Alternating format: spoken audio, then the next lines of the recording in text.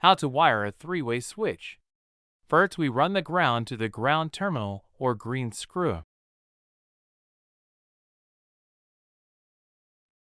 Then we connect the phase to the black screw or common. The neutral wire goes directly to the light. Then we run the ground wire to our second switch on the ground terminal.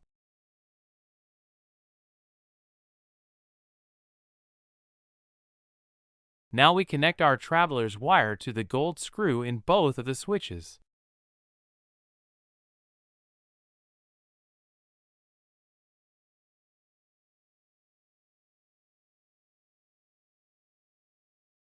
After we run our last ground wire to the light,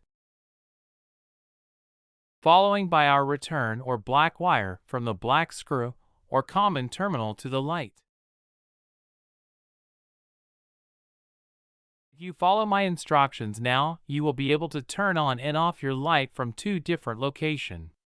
Thanks for watching. Subscribe and press the like button so I can bring more content like this.